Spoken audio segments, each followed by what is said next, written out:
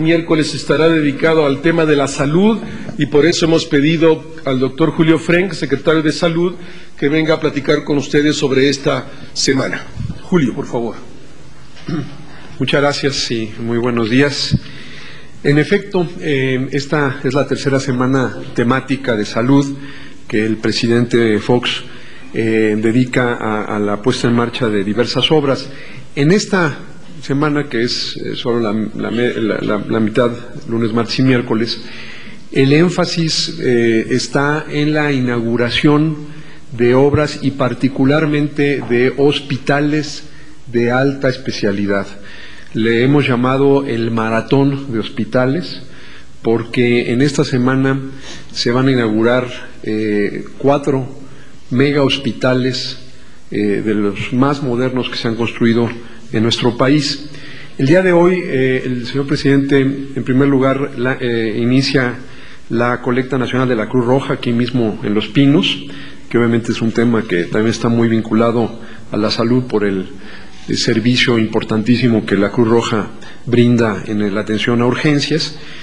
Y de ahí va el presidente a Ciudad Juárez a inaugurar el Hospital General Regional del Instituto Mexicano de Seguro Social ahí en esa ciudad. Es posiblemente el hospital más moderno del IMSS en este momento y es ya muestra de cómo la exitosa negociación con el sindicato, que no solo evitó la huelga el año pasado, sino además está permitiendo poner en marcha una gran cantidad de obra al haber reabierto la contratación de médicos y enfermeras. Este es un hospital verdaderamente de primera línea, con lo más moderno, para atender a la población creciente de derechohabientes del IMSS en la zona fronteriza. Mañana estamos en Chiapas, donde realmente creo que lo que va a ocurrir mañana se puede calificar de histórico, porque en el estado que hace 5 años tenía los mayores rezagos en salud en nuestro país, se están inaugurando 2 de estos hospitales de alta especialidad, uno en Tapachula para adultos y otro en Tuxtla Gutiérrez para niños. La inversión combinada de ambos hospitales es de 861 millones de pesos entre obra y equipamiento, lo cual realmente no tiene precedente. Nunca en la historia de nuestro país se había invertido esa cantidad de recursos en la atención sobre todo de la población más pobre. El hospital de alta especialidad de Tapachula, que insisto es para adultos, con una inversión de 426 millones, va a contar con 166 camas, 43 especialidades médicas y tiene un beneficio del orden de 3,5 millones de personas, fundamentalmente del estado de Chiapas, pero también de las regiones vecinas. Y el de Tuxtla, que es de especialidades pediátricas, costó 435 millones de pesos y también tiene 150 camas, 23 especialidades pediátricas y también una población beneficiaria de más de 3,5 millones de la región, fundamentalmente del estado de Chiapas, pero también de las regiones vecinas.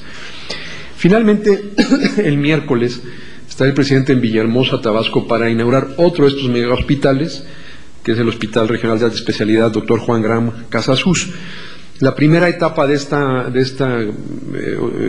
hospital se había puesto en marcha en el año 2005 y ahora se inaugura ya el proyecto completo, que es una torre de hospitalización con 210 camas y el equipo más moderno, incluyendo un acelerador lineal de última generación, que además fue producto de una coinversión del gobierno estatal, gobierno federal y de distintas fundaciones, principalmente la Fundación Telmex.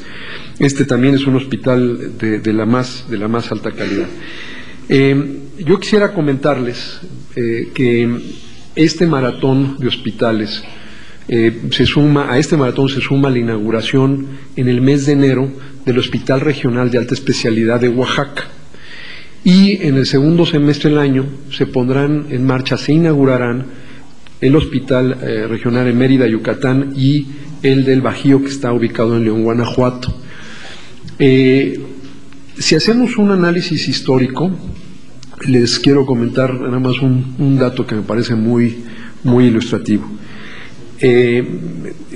Nosotros a lo largo de los años hemos construido una infraestructura de atención bastante amplia, pero fundamentalmente nos hemos concentrado en lo que llamamos el primer nivel, o sea, los centros de salud, y el segundo nivel, o sea, los hospitales generales para la atención fundamentalmente de partos, cirugías generales relativamente sencillas, etcétera.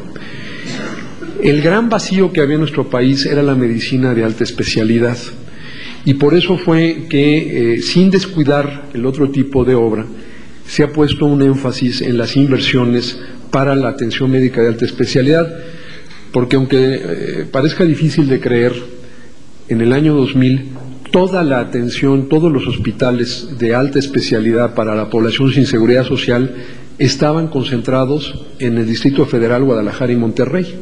No había en ningún otro lugar del país hospitales que cubrieran la alta especialidad para la población sin seguridad social. Por eso es que se realizó un plan maestro para llevar estas inversiones. Y para poner esto en perspectiva histórica, el primer hospital moderno de alta especialidad en México se inauguró en 1905.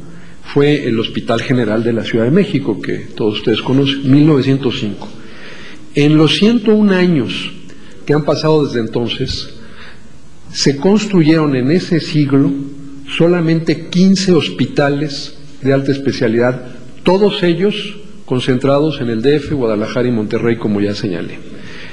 Solo en este sexenio, en estos 6 años, se habrán construido 8 de esos hospitales. Es decir, 15 en 101 años, 8 en 6 años. Esa es la magnitud de la inversión. En total, les puedo comentar que durante el gobierno del presidente Fox se han construido y fortalecido casi 1.700 obras, 1.668 para ser exactos, de las cuales 1.173 son nuevas. Ahí están centros de salud, hospitales generales, centros de atención materno-infantil, laboratorios, etcétera. Y están también estas 8 hospitales de alta especialidad. Es una inversión que no tiene precedente, y aquí, insisto, estoy hablando solamente de lo que ha sido la obra para las personas sin IMSS e ISSSTE. Además está toda la obra en el IMSS e ISSSTE, como el Hospital de Ciudad Juárez, que hoy se inaugura. Pero solamente para esta población, que es la población más pobre, la población excluida de la seguridad social, esa ha sido la magnitud del esfuerzo. Nosotros hicimos un plan regionalizado de 18 redes regionales de alta especialidad. Al empezar este sexenio había 3, que eran las que ya mencioné, Guadalajara, Monterrey y el Distrito Federal. Cuando terminemos el sexenio, dejaremos 12 de esas redes funcionando, y de las otras 6, 3 van a estar licitada la obra y 3 van a estar hechos todos los estudios técnicos para que el siguiente gobierno, el primer día, podría lanzar las licitaciones. Entonces, realmente este es un cambio de fondo, es un cambio que no había tenido el país en el monto de las inversiones para esta, que es la atención del más alto nivel. Seguimos enfatizando, desde luego, la prevención, esa es nuestra prioridad, pero simple y llanamente, por más prevención que hagamos, hay una gran cantidad de personas que ya tienen algún padecimiento complejo que requiere de este tipo de establecimientos, y que ahora van a tener el acceso a esas atención de alta especialidad cuando antes tenían que desplazarse a alguna de estas 3 zonas metropolitanas. Entonces, esa es la semana temática, por eso le hemos llamado el Maratón de Hospitales, porque en 3 días el presidente de la República está inaugurando 4 hospitales que verdaderamente no le piden nada al mejor hospital del mundo. Son hospitales de vanguardia, con la tecnología de punta para la atención de los problemas que crecientemente son los que afectan a México, problemas como el cáncer, los infartos, la diabetes y sus complicaciones, los trasplantes, toda esta gama de nuevos problemas de salud que son los que ya predominan en nuestro país. Estoy a sus órdenes si tienen alguna pregunta. Leticia. Buenos días a ambos. Me gustaría saber cuál es la inversión que se ha hecho en estos 8 megahospitales y de eso saber cuál es el porcentaje invertido por el sector privado. Gracias. Sí, todos los hospitales, excepto el de León, y ahora explico el de León, son 100% inversión pública y mayoritariamente federal, aunque también hay una aportación estatal, algo que ha sido muy bueno, y eso, por cierto, en gran medida responde a que la reforma en la Ley de Salud que estableció el Seguro Popular crea un fuerte incentivo para que los estados de la República inviertan en infraestructura, y esto se ha visto en la manera en que se ha multiplicado la inversión estatal. Sin embargo, la gran mayoría de los recursos son del gobierno federal. Cada uno de estos hospitales está costando entre 400 y 500 millones de pesos. Entonces, pues el monto total es cercano a los 4,000 millones de pesos entre obra y equipamiento. Y luego está el costo de la operación cada año. No hay que olvidar que, bueno, a diferencia de construir una carretera, pues los hospitales no se terminan con la obra, empiezan con la obra, y el costo de cada uno de estos hospitales ronda en los 200 millones de pesos anuales, de manera que el incremento que esto ha llevado en presupuesto federal y estatal es extraordinario. Se explica porque hemos logrado, con la reforma del Seguro Popular, duplicar el presupuesto de la Secretaría de Salud durante este sexenio, de 43,500 millones de pesos, que fue el presupuesto de la Secretaría en el año 2000, a 81,500 millones en 2006. Solamente en Chiapas, el presupuesto, la transferencia federal, sin contar incluso lo que ha puesto el Estado, que también se ha multiplicado, ha crecido 2,5 veces en este sexenio, solamente en el Estado de Chiapas, y parte de esos recursos son los que se están ahora usando para operar los dos hospitales de Tapachula y de Tuxtla Gutiérrez. Ahora, todo esto es inversión pública. El primer proyecto de lo que llamamos proyectos de prestación de servicios es el del Bajío.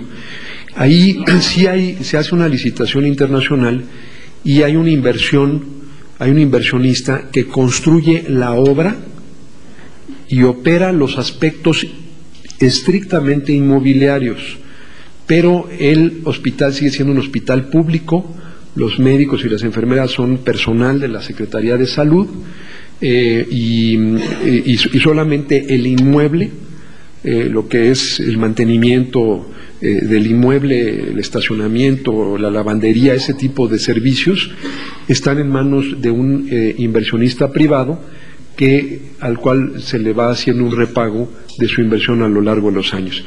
Esta es una forma que, además de que libera o moviliza recursos adicionales para la construcción de hospitales, tiene la gran ventaja de que toda la parte de mantenimiento del edificio, el riesgo de que haya una falla de mantenimiento recae en el inversionista privado, de tal manera que si un día, no sé, falla la planta de luz y no puede funcionar el hospital, el costo de eso lo lleva el privado. Y en cambio, el director del hospital, que es un funcionario público, puede concentrarse en el servicio médico. Es una fórmula que han adoptado muchísimos países avanzados para el desarrollo de hospitales y que tiene muchísimas ventajas. Permite construir más hospitales, pero sobre todo permite que el gobierno no corra con el riesgo y los costos del mantenimiento. Y por eso los nuevos hospitales, los 6 que faltan para completar las 18 redes regionales, están todos basados sobre ese esquema. El primero, insisto, que ya está y que se va a terminar en octubre de este año, es el de León, Guanajuato. ¿Cuál es la participación de la Fundación Telmex en lo de Tabasco? Es un donativo que apreciamos mucho para el acelerador lineal. Únicamente es el acelerador lineal.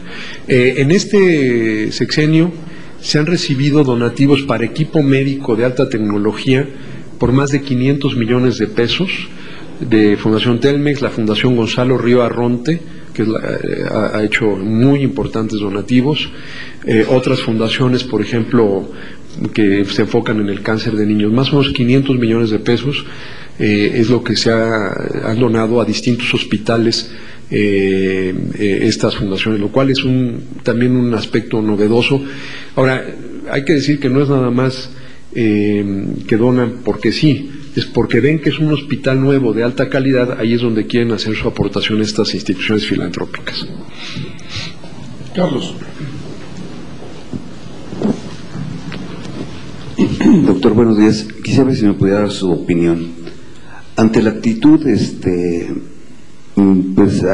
luego grosera de algunos candidatos al expresarse en torno al Ejecutivo y ciertas situaciones, y ante la iniciativa que pretende el que se haga un análisis psicológico del próximo presidente de la República, ¿qué tan viable lo ve y qué efectos traería para la seguridad de quienes votamos y la conducción del país?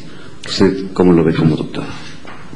Bueno, yo me he abstenido, y lo quiero seguir haciendo, de comentar sobre las campañas, porque creo, y sobre los candidatos, creo que es importante en este país que, en la medida en que va madurando nuestra democracia, quede muy claro, como lo ha dicho reiteradamente el presidente, que hay un carril que es el carril electoral, que lleva su dinámica y su curso, y hay un carril separado, que es el carril de la acción del gobierno que está en turno cumpliendo sus responsabilidades, y es importante que esos dos carriles no se crucen, sino que se mantenga cada uno en su propia pista, y como yo estoy claramente en el carril de la acción gubernamental del gobierno que está en funciones, estamos trabajando en eso y sí evitamos cruzarnos al otro carril. Entonces,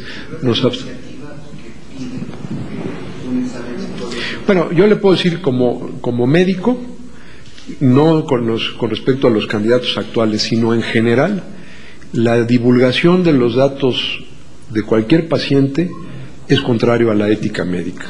No importa qué tan importante sea esa persona, no es compatible con la ética médica que los datos de la salud física o mental de una persona sean motivo de discusión pública, a menos que esa persona lo solicite. Pero hacerlo de manera obligatoria sería algo que cualquier médico que usted le preguntara tendría que estar en contra. Sí, compañera. Gracias. Y luego, compañera. Buenos días, doctor Frank. Buenos días. Preguntarle, en el caso de los inversionistas, ¿hay un inversionista único en esta nueva serie de hospitales que están haciendo, o son varios, y saber si es posible el nombre? Y también preguntarle su opinión respecto a este caso de indígenas mayas en Quintana Roo, que a quienes se les ha ofrecido por parte del gobierno venezolano hacerles estudios oftalmológicos y cirugías concretamente por problemas de la visión. Parece que ellos se estaban quejando que pues no estaban recibiendo apoyo por parte del Seguro Popular, y preguntarle entonces su opinión o saber si tiene información al respecto. Sí, sobre lo primero se hace como cualquier otra obra. En cualquier obra hay una licitación y alguna empresa gana la licitación y construye la obra. Es exactamente lo mismo. Los datos de todas estas obras, de quiénes han sido los que han ganado las licitaciones públicas, es información pública que se puede consultar. Pero es como cualquier obra pública. El gobierno no hace la construcción, sino licita. Se hace una licitación con reglas muy rigurosas que maneja, que están en la ley de adquisiciones y obra pública, que supervisa la Secretaría de la Función Pública, y todas estas inversiones se hacen conforme a rigurosísimas licitaciones públicas internacionales, de hecho. Respecto al segundo punto, nosotros tenemos pues ya muchos años, casi una década, con un programa que ha sido exitosísimo, que es el programa de cirugía extramuros.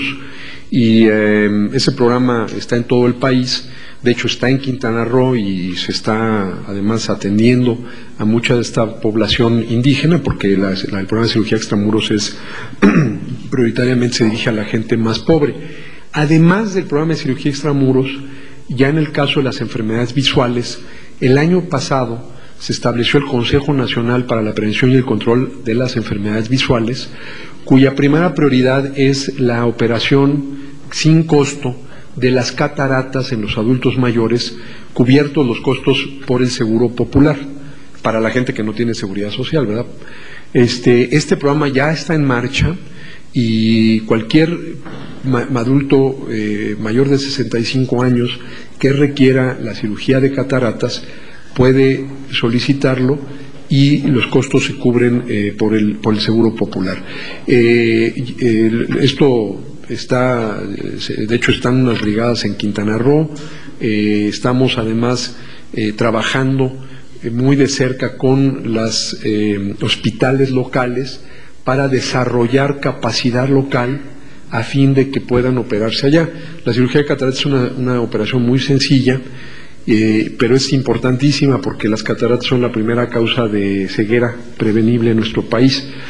Entonces, en suma, México es más que autosuficiente para cubrir toda la demanda de cirugías por cataratas. De hecho, aquí se entrenan una gran cantidad de los oftalmólogos de otros países latinoamericanos. ¿En ese sentido algún acercamiento, doctor, con esta población? Son alrededor de 90.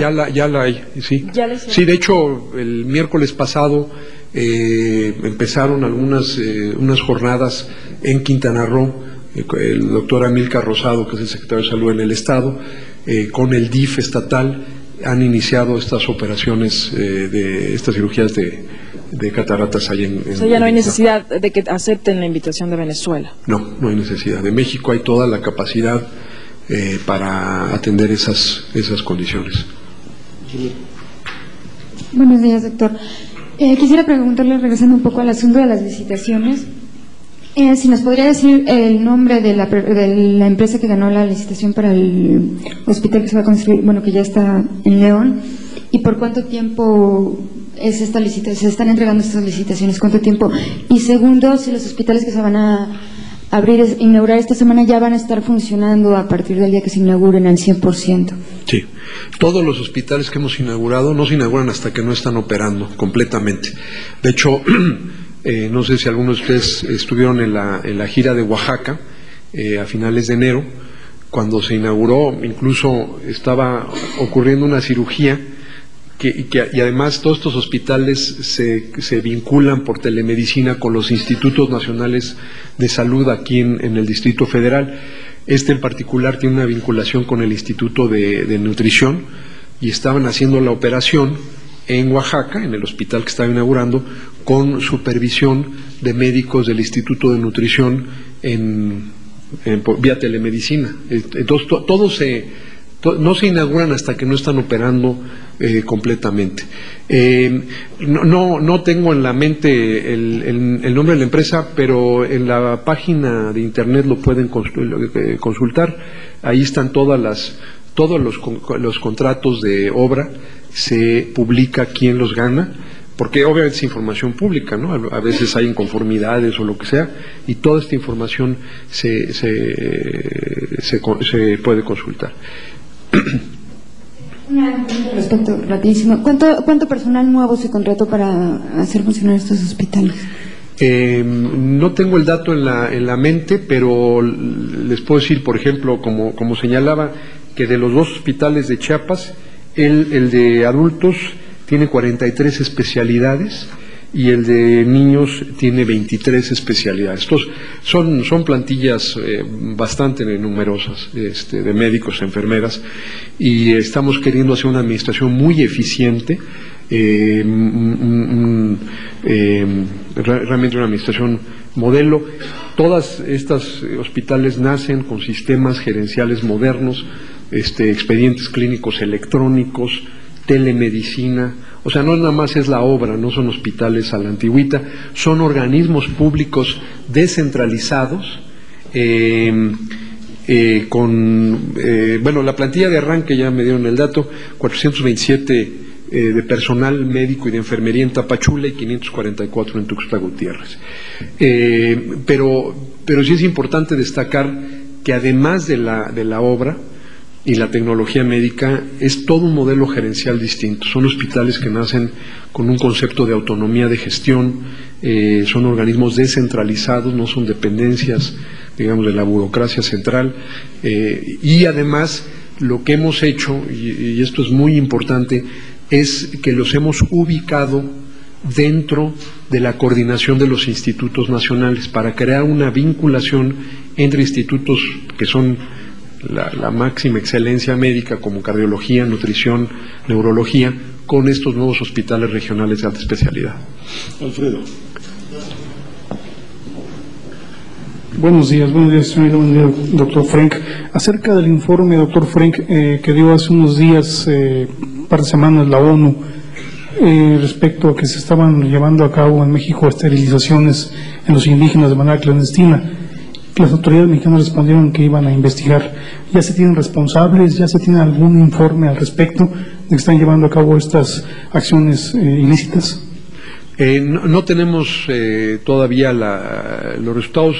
Se investiga, desde luego, si fuera cierto, y se procede, es un delito, y se procedería con todo rigor. En cuanto tengamos esa información, con gusto se las haremos llegar.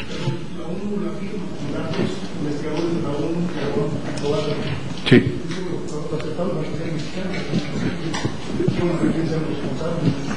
Sí, eso es lo que, cuando tengamos esa información, con gusto se las haremos llegar.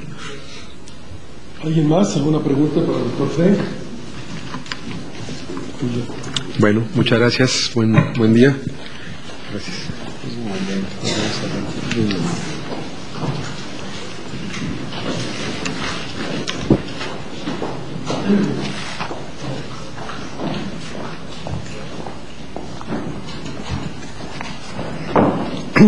Bueno, primero la agenda del señor presidente. Hoy es esta semana sería pues hoy Chihuahua. Los dos eventos de este día más importantes es la colecta nacional 2006 de la Cruz Roja y la inauguración de este formidable hospital general regional del IMSS en Chihuahua. Luego está en el martes Chiapas, con los dos hospitales que ya nos planteó Julio. Luego el miércoles gira por Tabasco y Guerrero, en la mañana en Tabasco la inauguración de este hospital y después la clausura del 31 Tianguis turístico en Acapulco, de regreso de Tabasco. Y el jueves y el viernes, como ustedes saben, pues la segunda reunión de la Alianza para la Seguridad y la Prosperidad de América del Norte, con el jueves las bilaterales del presidente Fox con el presidente Bush y con el primer ministro del Canadá, la cena el jueves entre los tres y luego al día siguiente la reunión tripartita. Pues el miércoles estará aquí con nosotros en la mañana el subsecretario Jerónimo Gutiérrez para explicar con precisión la agenda de esos 2 días. Hoy pues es la ida a Chihuahua, es la gira 602 del sexenio, la 552 por el país en el sexenio, la 44 por el país en este año y la número 9 en el estado de Chihuahua en el sexenio. La última vez que el presidente estuvo en Ciudad Juárez fue el 22 de octubre del 2004. Las actividades para hoy son el inicio de la colecta a las 9 de la mañana aquí en el Salón Adolfo López Mateos. Luego el señor presidente inicia la gira en Ciudad Juárez con la inauguración del hospital y ahí mismo en el aeropuerto tendrá una entrevista con una televisora local. Después regresa a la Ciudad de México, arriba a la residencia oficial y del 18 a 19 tiene gabinete de seguridad pública en la biblioteca y luego una reunión con la secretaría, con el secretario Derbez sobre la reunión preparatoria de la segunda reunión de la Alianza para la Seguridad y Prosperidad de América del Norte, discutir la agenda, ajustar algunos elementos, esta reunión de trabajo en la biblioteca también del señor presidente y una audiencia con José Luis Barraza, presidente del Consejo Coordinador Empresarial, y luego una cena con los miembros del Consejo Coordinador Empresarial. Esa es la agenda del señor presidente para el día de hoy. Algunos datos de la Cruz Roja, a nivel nacional está prestando 1.040.000 servicios de ambulancia, 4.450.000 servicios médicos de diverso tipo. Las llamadas atendidas por el Servicio de Apoyo Nacional por teléfono son 55.383. El número de delegaciones que hoy la Cruz Roja tiene a lo largo y ancho del país son 485, y la ayuda humanitaria distribuida el año pasado fue de 7.400 toneladas. Algunos datos del hospital en particular de hoy, que ya hablaba Julio, que es el más moderno del Seguro Social y a la altura de cualquier hospital privado del país. La inversión federal en este caso fue de 815 millones de pesos. La capacidad de atención anual es de 237.000 consultas en 4 especialidades básicas y 690.000 en 17 subespecialidades, 66.000 consultas de urgencia, 8.500 intervenciones quirúrgicas, 3.900 partos, 650.000 estudios de laboratorio, 67.000 estudios radiológicos, 44.000 tomografías, 2.600 hemodiálisis y 53.000 sesiones de fisioterapia. Esa es la capacidad instalada para ofrecer esos servicios y en esas cantidades. La plantilla laboral, 1.602 empleados, y los beneficiarios potenciales de 927.000 usuarios por año. Hoy, antes de las preguntas, en el diario oficial de la Federación se publica hoy el mecanismo de ahorro para el retiro oportunidades. Ya está publicado en el diario por cualquier cosa que ustedes quisieran consultar. Solo leo particular de lo que se publica hoy en el diario oficial, el artículo primero. El mecanismo de ahorro para el retiro oportunidades tendrá como objeto fomentar el ahorro para el retiro y establecer un sistema de administración de cuentas individuales cuyos recursos serán propiedad de los sujetos beneficiados por el presente decreto con las modalidades que en el mismo se establecen. La finalidad del mecanismo de ahorro para el retiro oportunidades será complementar el ahorro individual con el propósito de que los adultos mayores integrantes de las familias beneficiarias del Programa de Desarrollo Humano Oportunidades puedan contar con un recurso a partir de que cumplan 70 años para adquirir una renta vitalicia que contribuya a mejorar su nivel de vida. Y ahí son 5 páginas del acuerdo hoy en el diario oficial de la Federación. Si tienen alguna pregunta que pueda responder. Sara. Buenos días, Rubén. Por un lado, quisiera saber qué lectura le da a la Presidencia de la República a la manifestación que ocurrió en Estados Unidos, y también en este mismo tema, saber qué información tiene el presidente o qué señales tienen, ya que decía el viernes que está próximo a aprobarse este acuerdo con ciertas características que benefician a los migrantes mexicanos. Gracias. Desde el inicio de la presente administración, a tu primera pregunta, Sara, desde el inicio de la presente administración, el gobierno del presidente Fox ha dejado claro que una de sus grandes prioridades en materia de política exterior ha sido la de luchar por un acuerdo que dé cauce legal y ordenado al fenómeno migratorio y proteja los derechos humanos de los mexicanos que cruzan la frontera. Ese ha sido el gran tema por el que el gobierno mexicano ha estado trabajando durante todos estos años y en especial durante estos últimos meses. La posición de México ante el fenómeno de la migración es una posición de Estado. La comparte el Poder Ejecutivo, el Poder Legislativo, sectores académicos y también organizaciones de la sociedad civil, como quedó demostrado con el texto que de manera conjunta fue publicado días atrás en periódicos de México y Estados Unidos. Recientes encuestas manifiestan que la mayor parte de los norteamericanos, el 78%, reconoce el arduo trabajo de los mexicanos en beneficio de la economía de su país y el 84% de ellos, de los ciudadanos americanos, tienen una visión positiva de nuestros paisanos. Las recientes manifestaciones realizadas en diferentes lugares de Estados Unidos son indicativas de la eminente necesidad de un acuerdo migratorio que responda a los intereses de ambos países y, sobre todo, a la defensa de los derechos de los migrantes. El Gobierno de la República ratifica su compromiso con los mexicanos que viven en Estados Unidos y su intención de trabajar en defensa de sus derechos hasta el último día de su mandato. Y en la segunda de tus preguntas, desde luego que toca al Congreso norteamericano, está en el ámbito de su soberanía aprobar o no un acuerdo migratorio. Los elementos de los cuales dispone la Presidencia de la República a través de múltiples contactos, entre ellos la última binacional hace unos días atrás, son que hay buenas posibilidades de que pueda ocurrir una decisión de los congresistas norteamericanos en torno a un acuerdo en la línea que interesa al Gobierno de México. Rubén, buenos días. Ayer el presidente Fox decía que una vez que inician las extradiciones de capos del narcotráfico, puede preverse que va a incrementarse la guerra entre el crimen organizado.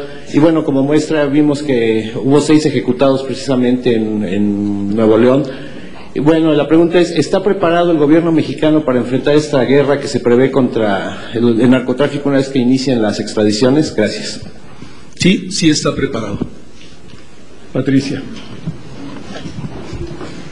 Gracias, buenos días. Me gustaría conocer un poco el detalle, porque se dice que va a ser tema de discusión central entre los presidentes de México y Estados Unidos.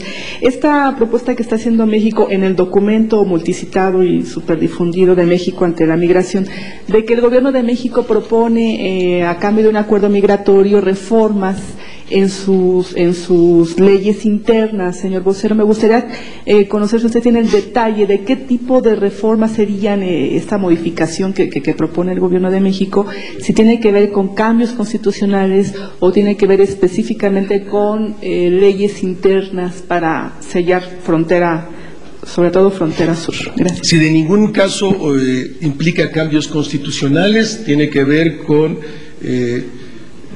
orquestar de manera coordinada mejor mecanismos de seguridad entre los Estados Unidos y México, y de manera puntual informará a ustedes sobre el tema Jerónimo Gutiérrez el próximo miércoles, y de manera detallada. Buenos días. Marco Antonio Reyes del Canal 11. Yo quisiera pedirle si me puede decir si la Presidencia de la República tiene o nos puede comunicar algunos detalles de, una vez que inicie este proceso, las extradiciones, de qué cárteles son estas personas, cuántos son, digamos, cómo sería, más detalles sobre el proceso, por favor, y en ese sentido, ¿cuánto tiempo esperan ustedes que dure todo esto? Muchas gracias. Sí, no estoy en capacidad de ofrecer ninguna información sobre ese punto. Es un elemento que tiene la Procuraduría General de la República y precisamente por cuestiones de seguridad lo irá dando a conocer en el momento que corresponda. Buenos días. A mí me gustaría saber qué opinión tiene la Presidencia de la República sobre la ley de medios, esta que se ha dicho que tiene privilegios hacia la televisión, y si la Presidencia ha discutido con los senadores o ha cabildeado con los senadores la decisión sobre esta ley.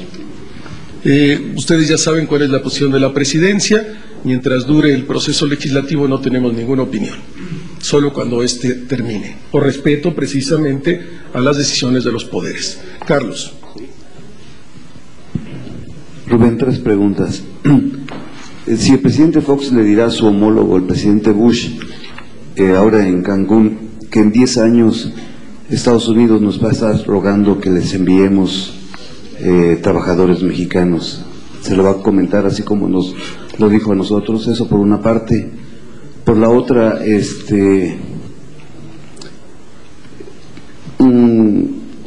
próximo domingo inicia el horario de verano. Una de las promesas de campaña del señor presidente fue que se iba a acabar con el horario de verano, pero parece, de acuerdo a los spots del FIDE, que nuevamente entra en marcha. es una promesa incumplida más, y ya con eso. Bienvenido el horario de verano, y la primera ya el presidente les platicará después de que termine las reuniones de la conferencia de prensa lo que trató con el presidente Bush. ¿Algo más? Buen día, muchas gracias, nos vemos mañana.